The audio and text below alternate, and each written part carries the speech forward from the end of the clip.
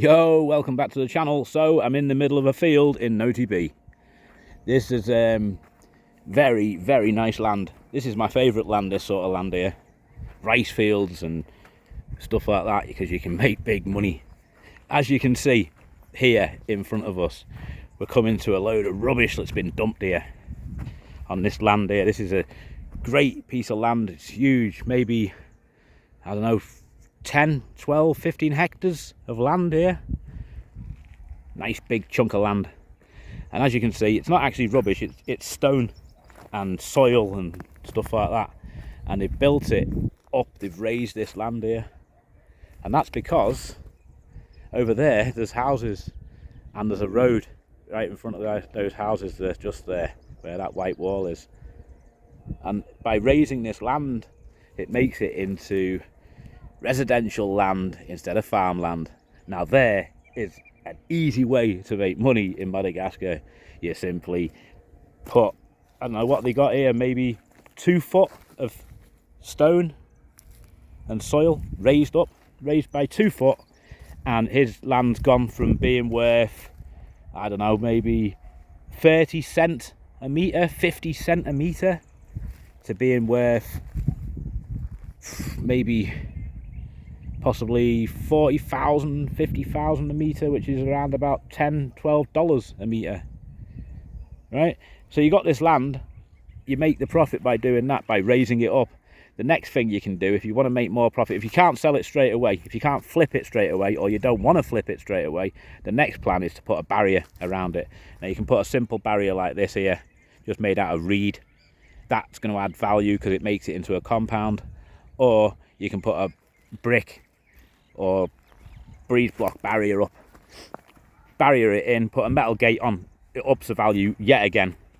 If you still want to hold it to make a little more profit, you can apply for electric and water to be installed onto your land. That's going to increase the value massively as well. Just say you spend, for example, you spend $400 to get water and electric installed. What you're going to add to your land, I don't know, $2,000, $1,500. You're going to double your money, triple your money direct by doing that. So that's a good thing to do. That's the way, an easy way in Madagascar to make money, is to do that. Buy land close to a road. Try and buy land that's raised up. Obviously there's a lot of flooding that can happen in the rainy season. I should imagine all this, in fact I don't imagine, I know, I've been told that this is a flood area around here, and the rain gushes down in the rainy season, so all these fields will be underwater. But this guy obviously realises that by raising it 2 foot, you're not underwater. So there you go. But yeah, that's a good plan. Buy land, cheap farmland, and turn it into residential land. And the next good plan is to buy land that's not farmland, that's already in a residential area, like this plot here. This guy's bought this plot here. He's probably paid $2,000 for this plot, about 400 square metre plot, I guess. And he's building himself a house. He hasn't put his barrier in yet, but he's got it started. I believe it's a lady who's Madagascar, from Nosy B, or she might be from Tuliar. She's married to a French guy. They live in Reunion, and the custom thing to do if you're Madagascar and you marry a foreigner, the first thing on your brain is, I've got to get land, I've got to build a small house in case I end up in divorce, so I've got something. So there you go, that's the system. But buy land like that, put a barrier around it, same deal as the rice fields. It's going to cost you more to buy the land because obviously people know it's for residential use. Whereas farmland, you can say, oh, I need some farmland to grow some potatoes, you know, or whatever it may be, some carrots or whatever, and you get it at those sort of prices, at farm prices, farmland price. So kids are off school today. They're just finishing. These kids are just going for the morning, and then that's the end of that. They'll be off for a week's holiday in Madagascar. So there you go. So this is this guy next door. I don't know if we can peek into his land, but he's literally just bought this land next door. Let's see if we can climb up here and have a look. He's bought this land here, He's bought this and he's built himself a little bit in the corner here, a little umbrella, so he can sit there, or his wife can sit there while the builders build the house, and he can say, no, I'd like it a little bit bigger, change that, move that around, yep, happy there, that's level, boom, boom, boom. But yeah, he's built this, he's automatically just banged this barrier in. As you can see, the barrier's a bit rough, it's all over the place, but it's only just to protect it from the road so people can't see what you're doing, basically.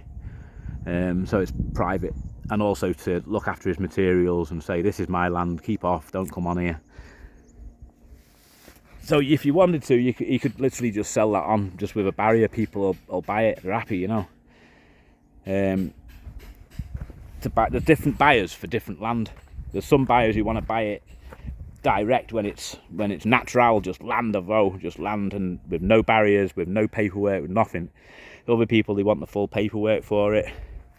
This here is occupied land. Most of the land in Nosy B is occupied because it was a sugarcane island where sugarcane grew all over the island, and a South African company ran their business here and basically owned pretty much 90% of the island, maybe, I don't know, a lot.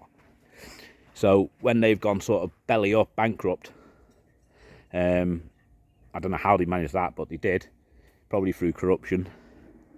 They've pulled out the country and the people have took the land, and then they've managed to get sort of basic paperwork for it, which they've then sold the land to other people like myself who's bought this land, and now I've got occupied paperwork for it. It's actually in my wife's name. You can't buy land in Madagascar if you're a foreigner unless you put it into a business, and you can own the business, 100% of the business, and then you own the land, obviously. I think you don't own it forever though. I think it's like a 999-year lease you get, which is long enough for me because I've only got about 30 years maximum left. So there you go. So probably that's being a bit generous, to be honest. There's probably a lot less than that. Right. So there you go. That's how you make easy money from land. Buy it cheap, put a barrier around it, apply for Jurama for electric and gas and electric and water, and then sell it on. Simple as that. Double your money, easy dollar. I do it in Tuliar, and now I've started doing it in Nosy B. I've got a couple of plots here. I'll wait for the right time and I'll sell them on for a profit. Land banking, baby.